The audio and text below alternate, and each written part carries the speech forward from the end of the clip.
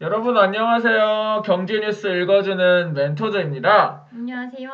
안녕하세요. 오늘 제가 사실 이 흰 마스크를 쓰고 나온 이유는 앞으로 제가 생각했었을 때 경제 전반이나 뭐 좋은 뉴스 또 M&A인데 아주 좋은 뉴스라던가 아니면 경제 전반에 좋은 영향을 미칠 수 있을 때 제가 그 뉴스를 소개할 때는 흰 마스크를 쓰고 나올 거고요. 조금 안 좋은 뉴스라던가 좀 제가 생각했을 때는 이런 생태가 왜 계속 빈번하게 일어나는 거에 대해서 좀 약간 반발감이 들거나 그거에 대해서 좀 비판하고자 할 때는 검은색 마스크를 쓰고 나올 겁니다. 그래서 제가 어떤 마스크 색깔을 쓰느냐에 따라서 어떤 뉴스가 나오겠구나 여러분들이 좀 미리 짐작하실 수 있을 것 같아요. 그래서 오늘은 사실 어떤 뉴스를 가져왔을지 좀 궁금하시죠? 네. 그래서 면접 준비하시는 분들이 이런 거 좀 아시고 들어가야지 좀 더 수월하게 면접을 할 수 있겠죠? 어떤 뉴스가 좀 핫한가요, 요즘에? 그래서 요즘 사실 다양한 M&A 뉴스가 쏟아지고 있어요. 뭐 연말이어서 그런 것도 있겠지만 사실 이번 어떻게 보면 요즘 경기가 많이 악화됐고 그러다 보니까 뭐 경영권 승계 이슈라든지 다양한 이슈 때문에 대주주들이 좀 자신의 회사를 팔고 나중에 뭐 다시 사가거나 아니면 뭐 어떤 식으로 빨리 현금화하는 방법을 찾고 있어요. 그러다 보니까 M&A 뉴스가 좀 많이 일어나고 있었고 사실은 이번 연말에 M&A 뉴스가 많이 터지고 있지만 그 M&A가 터진다는 이유는 사실 연초부터 이미 거의 진행돼 음, 왔다는 얘기인 거예요. 사실 M&A라는 것 자체가 워낙 그 사실 양사 간에 아니면 양자 간에 협의를 하는 그런 과정이 워낙 길게 되기 때문에 최소한 6개월 정도는 걸린다고 보시면 돼요. 정말 빠르면 한 3개월에서 6개월 사이인데 보통은 한 1년에서 2년 정도까지도 걸린다고 봐야 되기 때문에 연초부터 루비 작업이 시작돼서 지금까지 와서 발표가 됐다. 그래서 음, 요즘 들어서 제가 생각해서 가장 그 뭐 취준생 분들이나 대학생분들이 눈여겨야 할 그 M&A 뉴스가 경제 뉴스가 그 이스타 항공을 이번에 제주항공이 인수를 했거든요. 뭐 음, 언론에 밝혀진 금액은 대략 한 695억 정도가 됐어요. 그래서 이건 제가 사실 쓰는 블로그인데 이거를 통해서 제가 여러분들한테 이 뉴스에 대해서 좀 자세하게 설명을 드리려고 해요. 그래서 오늘 같은 뉴스는 여기서 LCC 사실 모르시는 분들이 있을 것 같아요. 혹시 네. LCC LCC, 뭐죠? LCC? 그래서 LCC가 로코스트 캐리어의 약자예요. 로코스트 캐리어? 음, 로코스트가 뭘까요? 번역하면 바로 저가 항공사입니다. 저가 항공사. 그래서 음, 여러분들이 딱 떠오르시기에 가장 큰 두 항공사를 대라고 하시면 아마 대한항공? 그다음 뭐 아시아나? 그렇죠. 대한항공, 음, 아시아나항공은 이제 어떻게 보면 FSC라 그래서 음, 국적항공사라 생각하시면 대형항공사라 생각하시면 되고 그거에 이제 어느 정도 경쟁을 하는데 조금 더 작은 규모로 경쟁을 하는 애들 로코스트 캐리어라고 해요. 그게 이제 LCC들이고 여러분들이 많이 제주도 가실 때 많이 아마 사용해 보셨을 거예요. 제주항공, 뭐 음, 에어 부산, 에어 서울 등등이 LCC에 속합니다. 그래서 여기 뭐 제가 쓴 것들을 좀 잠깐 보면은 제가 아까 말씀드렸던 내용들이 잠깐 여기 나와요. 그러니까 2020년 M&A 시장에 대해서 사실 좀 상당히 기대감이 증폭되고 있는 상황이 맞아요. 왜냐면 일단 경기가 좀 안 좋거나 뭐 경기가 물론 좋을 때도 M&A가 많지만 경기가 안 좋을 때도 사실 M&A가 되게 많아요. 그렇기 때문에 아마 지금 경기가 좀 상당히 안 좋은 거는 여러분들이 다 잘 알고 계실 거라고 생각이 돼요. 그래서 2020년에는 조금 그런 경기 악화 때문에 아니면 이제 그 업계의 그런 안 좋은 상황들 때문에 아마 많은 매물들이 쏟아질 거라고 저는 생각을 해요. 음, 그래서 2020년에는 아마 좀 더 M&A가 많지 않을까라고 지금 생각을 합니다.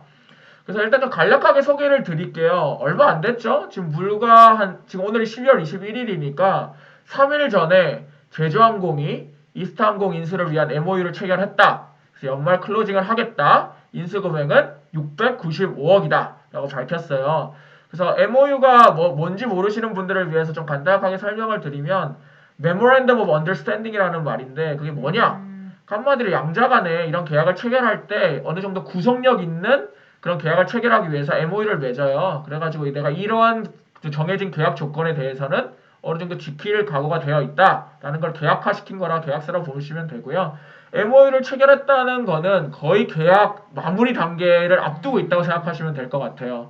어느 정도 양자 간이 서로를 이제 배신할 수 없는 그런 수준까지 갔다, 계약이. 그렇게 생각하시면 될 것 같아요. 그래서 12월 31일 날 SPA를 체결하기로 했어요. SPA가 뭐의 또 약자냐? Stock Purchase Agreement라 그래서 주식 매매 계약이라고 해요. 그래서 내가 음, 상대 회사에 주식을 얼마나 팔고 살? 그렇죠. 얼마에 사고 어느 정도 조건으로 지분을 얼마나 인수하겠다. 그 정확하게 딱 거기에 명확하게 명시를 해서 서로가 음, 그거를 보고 이제 계약을 체결하겠다는 어떻게 보면 상대간의 완전한 약속인 거죠. 그때 그걸 SPA라 그래서 MOU 다음에는 이제 SPA를 체결한다고 아마 이 업계에 대해서 조금 모르시는 분들은 그렇게 생각하시면 아마 쉬울 것 같아요. 그래서 지금 이스타 항공을 가지고 있는 최대 주주가 이스타 홀딩스예요. 그래서 이스타 홀딩스가 가지고 있는 51.17%의 지분을 애경이 지금 제주항공 가지고 계신 거 혹시 아시나요? 애경 혹시? 애경 네. 화장품 회사 아닌가요? 네, 맞아요. AK몰 그렇죠? 맞아요. 그런 거 하는 사실 화장품 팔고 사실 어떻게 보면 전혀 항공사랑 관련 없는 회사인데 요즘은 그런 케이스들이 상당히 많아요. 왜냐면 자기가 하고 있는 그런 산업 자체에서 좀 이제 부침 현상이 있다 보니까 새로운 사업을 계속 창출하고 광고해서 어떻게 또 새로운 시장에 진출하고 이런 것들을 통해서 계속 가능성을 열어두는 거죠. 그래서 애경이 그 이제 제주항공을 가지고 있고 그 이제 제주항공이 어떻게 보면 이스타홀딩스를 인수하면서 그리고 결론적으로는 애경이 제주항공을 가지고 있으니까 애경이 이스타를 가지고 있는 이스타홀딩스의 지분을 사는 거예요. 그래서 두 항공사가 결국 이제 어떻게 보면 이제 같이 가게 되는 거죠. 그래서 MOU를 사실 체결을 하면 MOU가 아까 제가 말씀드렸다시피 어느 정도 약속이라 그랬잖아요. 그래서 보증금을 좀 넣어야 돼요.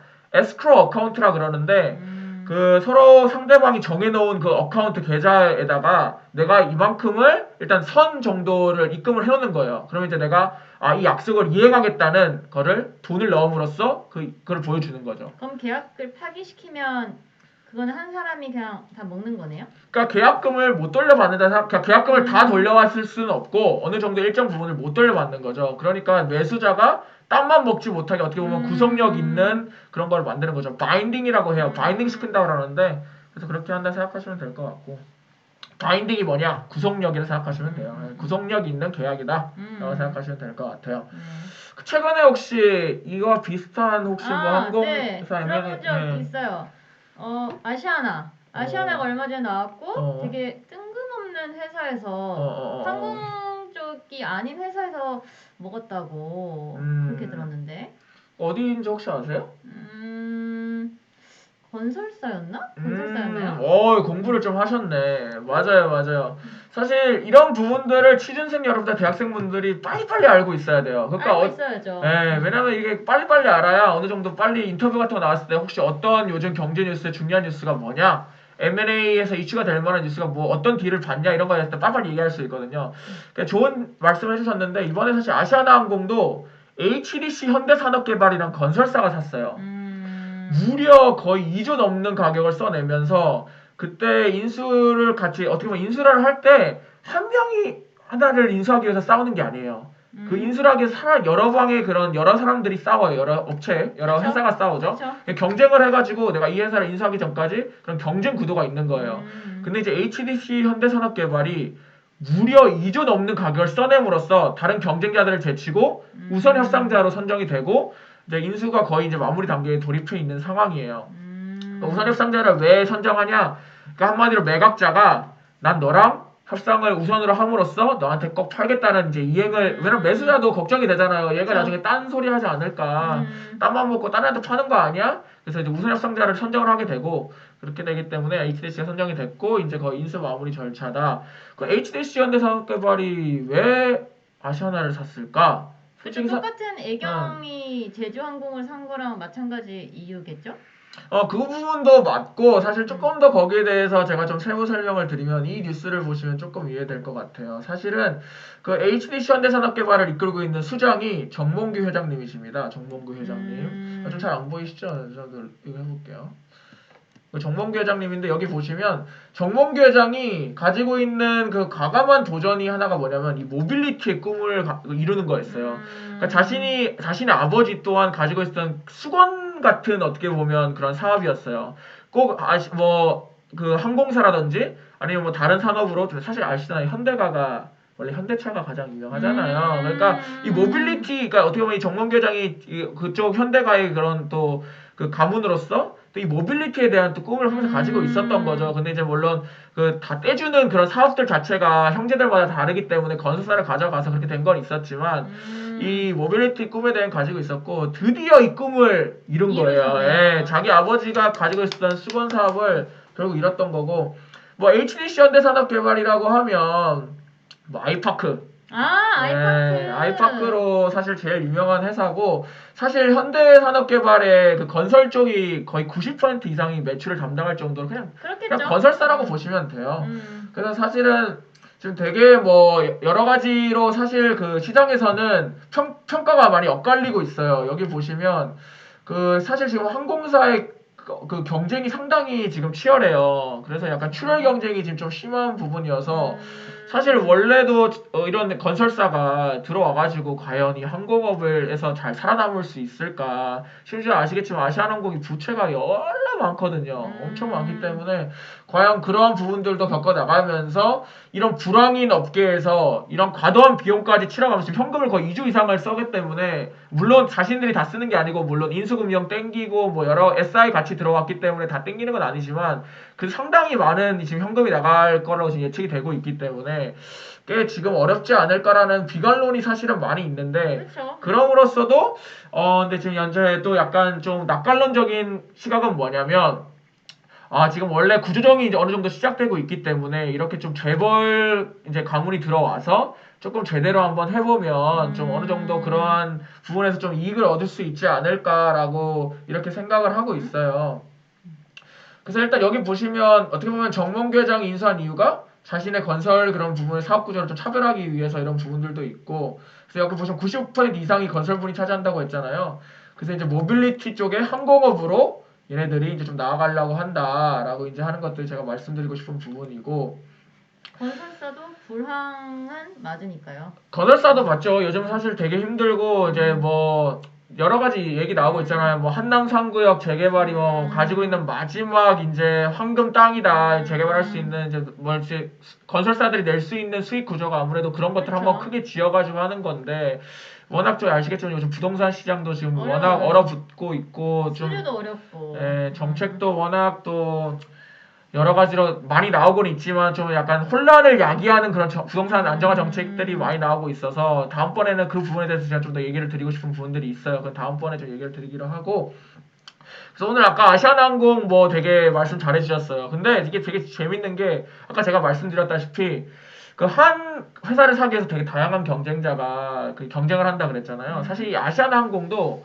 제주항공이 인수를 하려고 했었어요. 근데 애경에서 인수를 하려고 했었는데 아시겠지만 아까 제가 말씀드렸다시피 아시아나항공 때 얘네가 무려 1조 5천억이라는 그 금액을 써냈는데 아까 제가 말씀드렸잖아요. HD 현대산업개발이 거의 2조 이상을 써냈기 때문에 그렇죠. 너무 많이 냈었. 그렇죠. 냈네요. 뭐 결론적으로는 이게 궁극적으로 M&A라는 게 이 가격이 제일 중요한 거거든요. 물론 이 그 사이사이 들어가는 계약들도 상당히 중요하지만 내가 과연 이 회사를 어느 정도 수준에서 팔 수 있느냐. 그렇지. 2조를 당연히 선택을 하겠죠. 그렇죠. 그래서 결론적으로 애경이 아시아나항공에 대해서도 눈독을 들였지만 실패했어요. 그래서 아시아나항공을 실패를 했기 때문에 그럼 이제 새로운 M&A 타겟이 뭐였냐? LCC. 네, 그게 이제 LCC 하나인 이스타항공이었어요. 그러니까 이스타항공을 왜 얘네가 살 수 있었느냐? 이스타항공이 요즘 되게 안 좋아요. 네, 영업이 상당히 많이 악화가 돼가지고 지금 현재 약간 제가 알기로 자본 잠식 상태고 자본 잠식을 하기위해서 영업이익이 지금 사실은 이번 연도 다 내년도 그 적자 전환이 확실시되고 있는 또 상황이에요. 근데 지금 현재 아까 말씀하셨다시피 이스타홀딩스가 이스타항공 가지고 있다 그랬잖아요. 제가. 근데 이스타홀딩스가 이스타항공의 지금 전환사채 10이라 그러죠. 전환사채 혹시 뭔지 아세요? 전환사채. 네. 채권인데 주식으로 전환되는. 맞아요. 공부 많이 하셨네요. 저 증권사 출신이에요. 네, 그래서 한마디로 이제 부채 성격을 가지고 있지만 어떻게 보면은 자본의 성격을 또 동시에 띠고 있는 하이브리드라 생각하시면 될 것 같아요. 그래서 전환사채가 이제 결국 부채를 어느 정도 이제 그 계약 조건에 의해서 나중에는 자본, 즉 주식으로 전환할 수 있는 권리를 가지고 있는 전환사채인데 그걸 지금 이스타홀딩스가 자기 자회사인 이스타항공에 대해서 한 200만 주가 가지고 있어요. 그리고 이제 전환을 이제 하게 되면 지금 이 제주항공이 아까 인수를 한다 그랬잖아요. 1대 주주로 51.19% 산다 그랬잖아요. 그럼 1대 주주가 되고 2대 주주가 이스타홀딩스가 돼요. 그러니까 원래 1대 주주였다가 2대 주주로 그냥 바뀌는 거예요. 근데 이게 왜 이렇게 하냐? 이제 제주항공도 같이 공동 경영을 해 나가면서 이스타홀딩스가 좀 이스타항공을 조금 안정화시키는 작업까지 좀 같이 해 달라. 라고 이제 서로 여기가 된 거고 그건 나도 이스타홀딩스도 원래 이스타항공의 뭐 주인이었으니까 나도 그에 대한 책임감을 가지고 조금 같이 경영해 나가면서 탈출구를 모색해 보자 이제 이게 서로가 가지고 있는 이제 생각인 것 같아요. 그래서 서로 약간 뭐 이스타홀딩스도 이스타한 걸 가지면서 LCC 사업을 했다 보니까 이 부분에 좀 잘 알 거 아니에요. 그래서 양사가 가지고 있는 그런 노하우라던가 그치, 시너지 효과를 있는 거죠. 그렇죠. 시너지 효과를 좀 창출할 수 있지 않을까라는 생각에서 둘이 어떻게 보면 같이 쿵짝쿵짝 잘 됐네요. 하는 거죠. 잘 되길 바래요. 근데 이게 참 왜 이런 상황이 앞으로 계속 될까? 제가 생각할 때는 앞으로도 M&A가 더 이 항공업계에선 잦을 거라고 생각을 하는 이유가 뭘까라는 게 제가 여기 제목에 적었잖아요. 혹시 우리나라 LCC가 몇 개 있을 것 같아요, 우리나라에? 저 사실 이 기사를 봤는데 깜짝 놀랐어요. 9군데일 줄은 몰랐거든요. 근데 지금 너무 많은 것 같아요. 우리 땅덩어리 작은 거에 비해서 너무 항공사가 많은 거 아니에요? 정확하게 짚어줬어요. 제가 여기 적어놨잖아요. 우리나라 LCC가 현재 이 인수가 되기 전에 총 9군데가 있었어요. 9군데. 야, 지금 미국 LCC가 9개거든요. 근데 우리나라 LCC가 9개. 말씀 정말 잘하게 우리나라 인구가 지금 5,500만이가 되고 미국이 지금 거의 2억 가까이 되는 걸 잘 알고 있거든요. 그리고 문제는 땅이 작잖아요, 저희는. 땅이 작은데 맞아요. 누가 항공기를 그렇게 많이 타냐. 네, 그렇죠. 그래서 상당히 많다. 그래서 지금 출혈 경쟁이 상당히 심각한 상황이에요, 서로가. 그래서 지금 아직 이제 신규 취향을, 그러니까 제가 알기로 라이센스를 받았는데 아직 신규 취향을 안 하는 데가 있어요. 에어로케이하고 에어 프레미아. 이제 그게 이제 2020년 내년부터 처음으로 이제 신규 취향을 해요. 그러니까 원래 있었던 데인데 네? 신규 취향을 하는 거죠. 이제 여객기가 움직인다는 거죠. 네. 그래서 그 비행기들이 이제 나를 왔다 갔다 한다는 뜻이고 그래서 이제 출범을 하게 되면 총 9곳이 되는데 지금 미국도 아까 제가 말씀드렸지 9곳이잖아요. 일본하고 중국도 각각 8곳, 6곳이에요.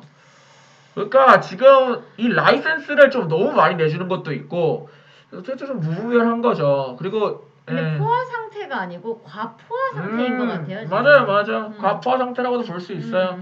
그래서 지금 보면은 여기 제가 적어놨듯이 수익성 지금 악화로 이어지고 있다. 그러겠죠. 그래서 업계 구조 조정이 될 수밖에 없다는 게 제가 생각하는 가장 큰 이유예요. 앞으로 M&A가 더 많을 것 같다는 이유가. 그래서 아까 제가 말씀드렸다시피 뭐 H현대산업개발이 아시아나를 45%산 것도 뭐 그런 이유 중에 하나가 될 수 있을 것 같고 이게 좀 줄어드는 거죠. 물론 아시아나항공은 LCC는 아니지만 이 항공업계 전반에 어떻게 보면 이 M&A가 더 잦아서 더 수가 더 줄어들어야 된다라는 게 제가 생각하는 이유예요. 근데 여기서 또 되게 중요한 걸 제가 좀 적어놨는데 이걸 좀 다시 보셔야 될 것 같아요. 사실 그 아시아나항공이 에어부산하고 에어서를 가지고 있어요. 에어부산하고 에어서 혹시 들어보셨죠? 에어부산은 들어본 것 같아요. 네, 그래서 둘 다 있는데 에어서는 뭐 그렇게 아직 좀 크진 않아요. 좀 하여튼 그런데 LCC예요. 걔네 둘도. 그러니까 이게 어떻게 보면 HDC 현대산업개발이 아시아나항공을 인수하면서 아시아나항공이 가지고 있는 에어서울과 에어부산까지 가지게 되는 구조예요. 근데 여기 제가 뭐라 적어놨냐면 에어부산을 중소회사로 두게 된다고 제가 얘기했잖아요. 네. 근데 공정거래법상 중소회사로 표시가 되게 되면은 중소회사로 편입이 되는 경우는 잠시만요. 이게 좀 나왔네요. 좀 지우고. 중소회사가 편입되는 경우는 지주회사, 여기선 지주회사가 결국 뭐냐? HDC 현대산업개발이 되는 거죠.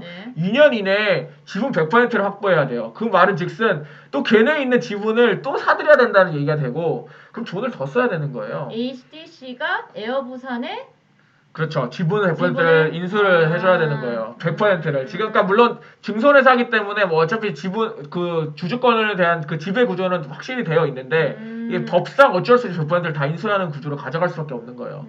그러면은 돈이 더 필요하잖아요. 그렇죠. 그럼 결론적으로는 에어부산이 에어서를 팔아야 될 수도 있어요. 그 돈을 그냥 그런 것들을 피하고, 그냥 난 아시아나항공을 지금 사실 경영하기도 좀 벅찬데 뭐 내가 지금 에어부산하고 에어서울까지 또 이미 가지고 있지만 또 돈을 더 써서 100% 지분 인수까지 하려면 돈이 더 필요하잖아요. 그럼 또 M&A 시장에 에어부산이랑 그렇죠. 에어서울이 뇌물로 나올 수도 있네요. 있다라고 이제 생각한 게 제 생각이에요.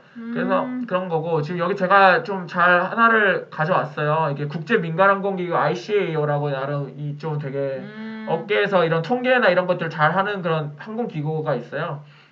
그래서 얘네 자료를 내가 발췌해 왔는데요. 제가 한국이 아까 말씀드렸듯이 9곳, 너무 많네요. 미국이 9곳, 일본이 8곳, 독일이 5곳, 중국이 6곳이에요. 그러니까 지금 우리나라가 상당히 아까 말씀드렸듯이 포화 상태가 아니고 거의 가포화 상태예요. 가포화 상태. 그런 상태고 그래서 지금 여기 좀 잘 안 보이실 수 있는데 이거 좀 확대해 드릴게요.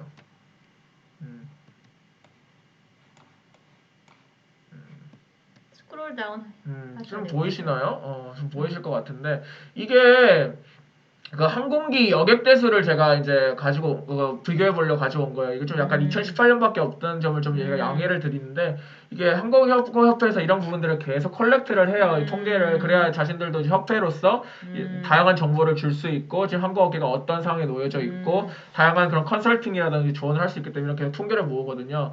지금 2019년이 아직 안 끝났기 때문에 2018년까지만 가지고 있는 통계를 제가 가져왔는데 대한항공이 지금 167대를 가지고 있고 그다음에 아시아나항공이 83대, 제주항공이 39대. 그러니까 LCC 중에서는 넘버 1인 거예요. 지금 제주항공이.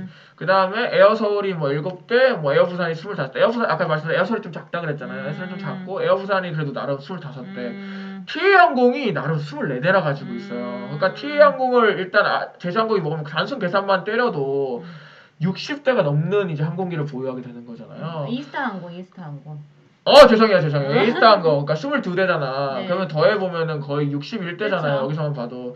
근데 아시아나항공이 지금 83대란 말이에요. 그럼 거의 뭐, 세 번째로, 지금도 세 번째지만, 완전한 세 번째로 갈 수 있는, 이제 어떻게 보면은, 대형 항공사들이랑도 경쟁할 수 있는 수준의 그 항공기를 보유하게 된다. 라는 게 지금 또 그런 거고. 그래서 여기서 제가 좀 이런 여러분들의 좀 이해를 돕고자 국내선의 탑승객 이제 MS 즉 시장 경유율이 어떻게 되는지를 좀 제가 여러분들한테 보여드리고자 좀 마켓이요. 그렇죠 마켓쉐어 정확해요. 제가 뽑아왔어요. 그래서 제주항공이 2019년 3분기에 14.8% 그러니까 탑승객 100%로 봤었을 때 360만 명인데 14.8%의 지분을 가지고 있다는 거죠. 기타 LLC가 42.6%를 봤을 때 꽤 독보적이죠. 하나 혼자 아까 8군데가 지금 42.6%인데 한 군데가 지금 14.8%라는 거는 나름 독보적인 지위를 차지하고 있다는 거고 대한항공이 23.2%, 아시아항공이 19.4%예요. 근데 여기서 뭐 예를 들어서 이스타항공이 한 7%라고 가정을 해보면 거의 뭐 아시아항공 수준을 거의 가져오는 거랑 비슷한 거예요. 특히 국내선 탑승객에 있어서만큼은. 그러네요. 왜냐면 제주항공이 뭐 중국, 일본 정말 다양한 노선을 가지고 있거든요. 그러니까 얘네가 좀 이제 어떻게 보면 이렇게 근거리 노선도를 많이 가지고 있으면서 그런 저가 항공사다 보니까 아무래도 그런 쪽을 다 좀 짧은 노선을 많이 공략하거든요. 그래서 그렇게 좀 어느 정도 높아질 것 같다. 이거 2019년 3분기 기준이니까 상당히 나름 최근 자료라고 볼 수 있고. 그 다음에 여기 보면은 국제선 또 시장 점유율도 중요하죠. 요즘 해외 워낙 여행을 많이 나가기 때문에 그쵸. 국내선만 볼 수 없고 워낙 이제 해외 여행 쪽이 워낙 우리나라에서는 아웃바운드로 가시는 분들이 많다 보니 그것도 봐야 된다 제가 생각을 해서 제주항공이 640만 명, 약 9.4% MS예요. 예, 꽤 높죠. 기타 LLC가 20.9%. 거의 기타 LLC에 대비해서 거의 절반을 얘네가 지금 담당하고 있는 거예요. 근데 이게 왜 MS가 높냐면 이게 결론적으로는 항공기 수랑 비례하는 부분이 있어요. 그쵸. 그러니까 항공기 수가 많으면 더 출항할 수 있는 항공기가 그쵸. 많다는 거잖아요. 활용할 수 있는 항공기가. 그러니까 많다 보니까 MS가 더 많을 수밖에 없는 거고. 그쵸. 아시아나항공이 생각보다 15%밖에 안 돼요. 그러니까 외항사가 32%라니까 우리나라 국내로 보면은 지금 대략 한 68% 정도 되는 거잖아요. 그러니까 68%에 나름 10%를 제주항공이 가지고 있는 거고 아시아나항공이 15%밖에 못 가지고 있는 거예요. 그러니까 결국 제주항공이 그 이스타항공이랑 같이 합치게 되면 아시아나항공 정도는 비등비등한 수준으로 간다고 보시면 될 것 같아요. 근데 이게 이제 제주항공의 포괄 손익 계산서예요. 연결 계산서인데 이번에 좀 아시겠지만 2019년이 좀 항공산업에서는 좀 되게 안 좋았던 한 해였어요. 사실은 아시겠지만 일본 사태도 있었고 우리도 못 갔죠. 그렇죠. 아무래도 좀 눈치가 보였던 부분이 있고 일본 노선을 탔다고 하면 거의 매국노 취급을 당하는 상황이다 보니까 그런 것도 있었고 또 제일 중요한 거 사드 터졌잖아요. 사드 여파가 아직까지 해결이 안 됐어요. 맞아. 사드 때문에 지금 중국 이제 관광객들이 다 인바운드로 안 들어오고 안 하죠. 우리도 약간 중국 가는 거 솔직히 좀 눈치 보이고 그러다 보니까 이게 2019년이 물론 사드가 터진 건 한 2, 3년 전이긴 한데 아직까지 여전히. 여파가 있고 특히 일본이 이번 연도에는 가장 큰 변수 중에 하나였던 것 같고 왜냐면 맞아요. LCC들이 일본 노선을 상당히 거기가 되게 나름 수익성이 좋은 노선도예요. 맞아요. 근데 그거를 많이 줄이게 되고 사람들이 안 가다 보니까 이게 턴오버가 안 나오는 거죠. 계속 항공기는 남아돌면 안 되고 계속 그 좌석을 돌려야 되잖아요. 맞아요. 연말 티켓이 아직도 되게 싸요. 한 10만 원이면 가더라고요. 그러니까. 얼마나 안 가시면. 그러니까. 근데 뭐 이게 역사랑 연관된 부분이라서 가면 안 되겠죠? 네.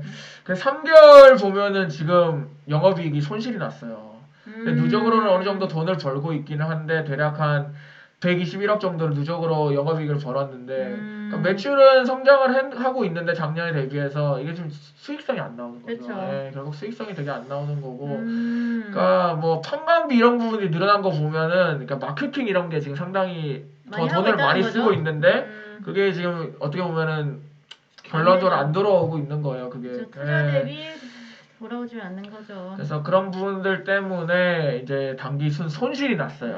예, 순이익이 안 나오고 있고 손실이 났고 여기 누적도 손실이네요. 예, 누적도 그러니까 이번 연도가 상당히 안 좋은 한 해였다라는 걸 보여주고 있고 그러니까 이런 것들만 봐도 지금 항공업계가 탈출구를 지금 모색을 해야 된다는 게 지금 이 상태로 갔다가는 다 메말라 죽을 것 같은 거예요, 지금. 지금 업계 구조 조정이 굉장히 필요한 시점이네요. 그러니까 제주항공 LCC 1인 이거 항공사가 지금 이런데 다른 LCC는 솔직히 어떡하겠어요. 줄보도 뻔하잖아요, 지금 상황 자체가.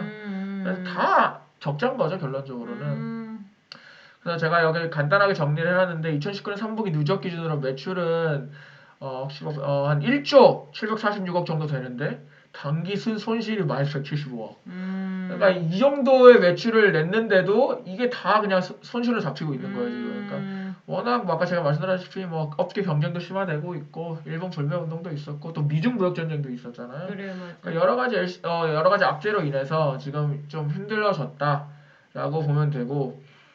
사실 이게 이스타 항공이 제가 아까 되게 안 좋다 그랬었잖아요. 근데 이스타 항공이 사실 작년부터에 제가 사실 이 업계에 있다 보니까 들리는 얘기가 되게 많았었는데 사실 이스타 항공을 제주항공이 작년부터 사실은 인수하려고 했었어요. 물매장을 가지고 있었는데 돌연 이스타 항공을 가지고 있는 이스타 홀딩스가 나는 별로 매각할 생각이 없는데 그게 왜 가장 큰 이유가 뭐였었냐면 이 이스타 홀딩스의 실제 소유주인 여기 보면 이상준 씨가 사실 이 문재인 정부와 좀 그게 있어요. 이게 어떻게 보면 문재인 정부랑 관련이 있는 사람이다 보니까 그래서 나중에 한번 찾아보시면 좋겠지만은 그 남북 경협 문재인 정부가 막 북한 가고 그랬잖아요. 네. 그때 뒤에 보면은 이스타홀딩스, 이스타항공의 항공기가 뒤에 배경으로 있고 이래요. 그거만 봐도 문재인 정부가 그거 갔을 때도 이스타홀딩스에 이스타항공을 타고 간 것만 봐도 얼마나 지금 정부와 밀접한 연관이 있었느냐라고 하면서 그때만 해도 남북경협 때문에 상당히 또 모든 시선이 다 글로 갈 때였잖아요. 그래서 이스타홀딩스 이상준 회장도 아마 그렇게 생각했을 것 같아요. 이러한 또 정부와의 이런 인연도 있고 남북경협 이런 것도 있고 이런 이미지로 조금 자본장식에 빠져 있는 상태를 벗어나서 좀 영업적으로 더 이익이 개선되고 좀 좋지 않을까라 생각을 했던 것 같아요. 근데 이게 계속 알다시피 이게 업계가 다 전반적으로 안 좋아지다 보면은 안 좋잖아요. 그쵸. 그러다 보니까 힘에 붙이는 상황까지 계속 간 거예요. 그래서 2019년에 일단 이스타항공이 워낙 어려워지는 걸 이제 제주항공이 너무나도 같은 업계라는 걸 잘 알잖아요. 그래서 물밑 접촉을 하고 해가지고 이제 이까지 온 거예요. 지금 어떻게 보면은. 그래서 여기 아까 좀 더 자세히 설명드리면 대한항공도 지금 보면은 이거 2018년이라서 영업이익이 좀 나왔던 건 있는데 여기 좀 보시면 어딨냐 이스타항공 같은 경우는 영업이익률이 0.9%가 나와요. 그러니까 상당히 벌어들인 매출이 5,664억인데 그러니까 상당히 수익성 측면에서는 정말 안 좋았던 거예요. 예. 제주항공이 물론 3.2%긴 한데 물론 그래도 여기는 규모가 크니까 좀 더 버텼던 거고. 그래서 이스타는 2018년인데 어떻게 보면 2018년에 이제 둘이의 매출을 합산하게 되면은 보세요. 이스타항공이 5,664억이고 제주항공이 지금 1조 2,566억이잖아요. 둘이 더해 보면은 거의 이제 1조 7천억이 되는 거예요, 매출이. 그러니까 물론 아직 아시아나항공이 좀 비해서 못하긴 하지만 LCC에서는 완전히 부동의 1위가 되는 거예요, 그냥. 그래서 이제 수익성 개선은 앞으로 좀 두고 봐야 되는 상황일 것 같고 아마 좀 태세 전환이 좀 필요하지 않을까라고 생각이 들고 이게 아까 제가 좀 더 설명드리고 싶었던 부분인데 2019년 드디어 제가 자료를 찾아서 가져왔어요. 영업이익 보세요. 1분기에 1,482억 벌었는데 2분기에 1,014억을 손실을 봤어요. 영업 손실을 본 거죠.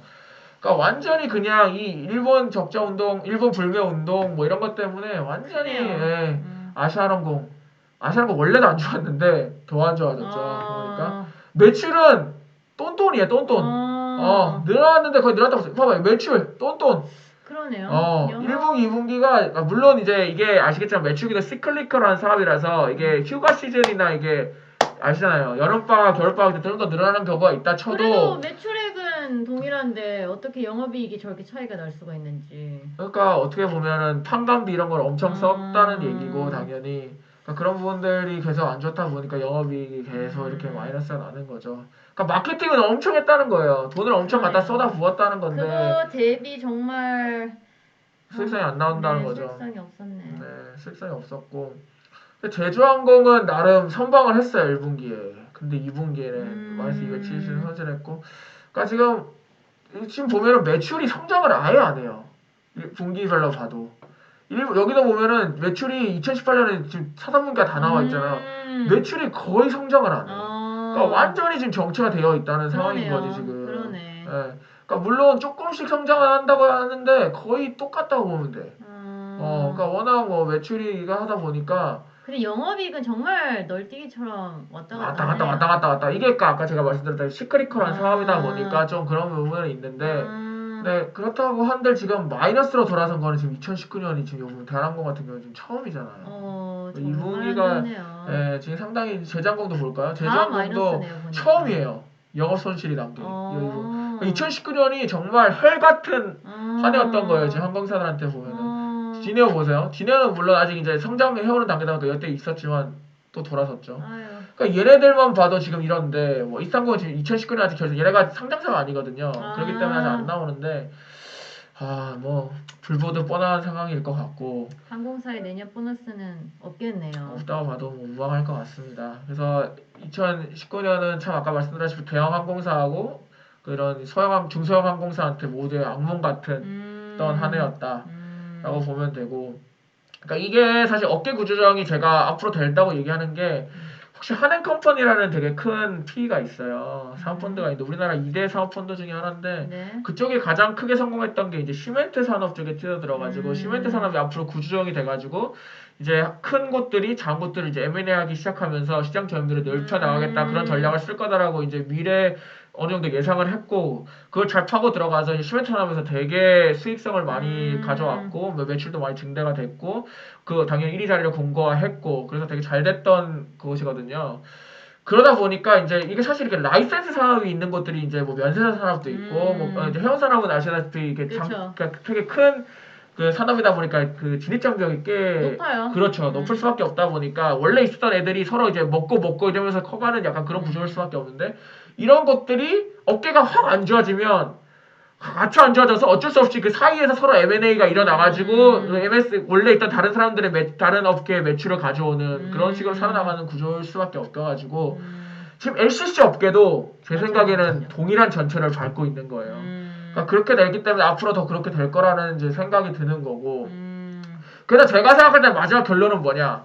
아주 적절한 M&A였다라고 저는 생각을 해요.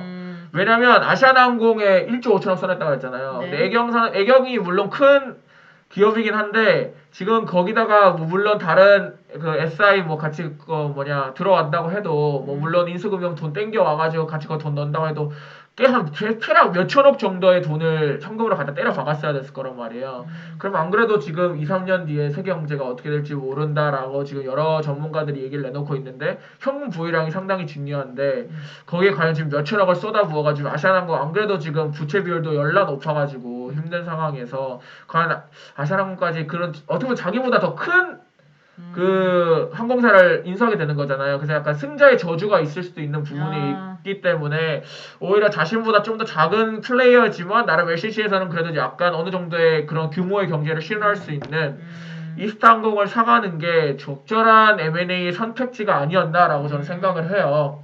그래서 그 결과 부동의 1위 자리를 이제 가질 수 있게 됐고 이제는 더 나아가서는 대한항공하고 아시아나항공하고 견줄 수 있는 그런 국내 아까 보여드렸잖아요. 국내하고 국제선 그 여객 점유율을 확보하는 그런 또 계기가 될 것 같고 그 다음에 이제 이스타항공을 인수하면서 빠르게 지금 어떻게 보면 이제 이 구조조정이 시작되는 이 단계에서 태세 전환을 했다.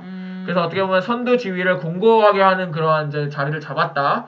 그래서 지금 원래 B2라고 제가 생각을 했었어요. 대한항공, 아시아나항공 그 외에 LCC였는데 이제 빅3 체제로 간다. 그럴 수도 있겠네요. 결론적으로 대한항공, 아시아나항공, 제주항공 이렇게 된다라고 이제 제가 보는 거고 이제 제주항공, 이스타항공 합쳐지니까 이제 빅3 체계가 갈 거고 이 계기를 바탕으로 이제 좀 어느 정도 현금을 어떻게 보면 아까 1조 5천억을 쓸 거를 물론 자기 현금이 거기서 몇천억 들어간다고 봤을 때 이번에 695억 썼잖아요. 그럼 몇천억 세이브한 거거든요. 그쵸. 그러면은 다른 이제 LCC들 아까 에어서라고 에어부산 나올 수 있다고 제가 얘기 드릴 수도 있잖아요. 그것도 사시면 되겠네. 그런 이제 인수가 될 수도 있다고 볼 수 있는 거고 뭐 어떻게 될지는 잘 모르겠어요. 근데 제가 봤을 때는 작은 플레이어들 LCC 안에 있는 애들끼리 서로 솔직히 해봤자 좀 쉽지는 않아요. 그래서 좀 규모의 경제를 실현한 LCC가 앞으로 작은 LCC들을 먹지 않을까라고 생각을 하고 또 여기서 또 변수가 될 수 있는 M&A의 또 과연 경쟁자가 누굴까? 제가 생각하는 사모펀드일 수도 있어요. 아까 말했던 시멘트 산업에서 하는 컴퍼니가 되게 재미를 봤다 그랬잖아요. 이런 구조조정이 이제 시작되는 게 너무나도 보이는 이런 상황에서 사모펀드가 또 한번 또 들어올 수 있지 않을까라고 생각을 해요. 저는. 그래서 뭐 일단 저는 되게 긍정적으로 평가를 하고 어떻게 구조조정의 신호탄을 제주항공이 먼저 쏘아 올렸다. 이제 공을 쏘아 올렸기 때문에 제주항공이 어떻게 보면 이 키를 쥐고 있다. 앞으로의 이 업계에 대해서 M&A에 대해서도 저는 생각을 하고 그 당시 딱 그 발표가 된 지금 아까 3일 전이죠. 18일 날 제주항공의 주가가 무려 8%가 뛰었어요. 상당히 많이 뛴 것만 봐도 일단 업계에서는 또 긍정적으로 이 부분에 대해서 평가를 하는 것 같아요. 그래서 PMI라 그래요. Post Merger Integration이라 그러는데 인수를 하고 나서 과연 어떻게 이제 이 두 업계가 잘 안정화 고착화를 시켜 나가느냐 이게 앞으로 저희가 좀 두고 봐야 될 포인트가 된다고 생각을 하고 정말 그 제주항공이나 제가 뭐 이스타항공을 타본 사람으로서 아직 LCC가 제일 중요한 게 이거 코스트 세이빙이거든요. 여러 가지 서비스를 다 배제시키고 싼 그 항공권을 하잖아요. 그래서 좀 뭐 이제 서비스 이런 것들은 저는 좀 없어도 좋아요. 물론 더 많은 이제 노선을 좀 많이 좀 이제 할 수 있는 게 더 좋고 또 가격에 이제 규모 경제 실현해서 가격도 좀 다운그레이드 되면서 좀 다양한 그런 고객분들한테 또 좋은 그런 가격 프라이스 컴페티티브니스를 가지고 그 가격 차별성을 가지고 좀 다가오면 좋지 않을까라고 생각을 하면서 오늘의 경제 뉴스 맞춰보려고 합니다. 아주 유익한 시간이었던 것 같아요. 저도 이제 드디어 이 기사라고 하기엔 좀 그렇지만 이 글이 좀 이해가 되는 것 같아요. 앞으로도 이렇게 좀 도움이 될 만한 경제 뉴스를 좀 여러분들에게 들려드리려고 많은 노력을 할 것 같고 또 굿 뉴스, 또 배드 뉴스가 있을 수 있잖아요. 그래서 제가 아는 범위 내에서 여러분들한테 도움이 될 만한 그런 정보들을 가지고 앞으로 계속 여러분들을 찾아뵙도록 하겠습니다. 다음 편도 많은 기대 부탁드립니다. 안녕.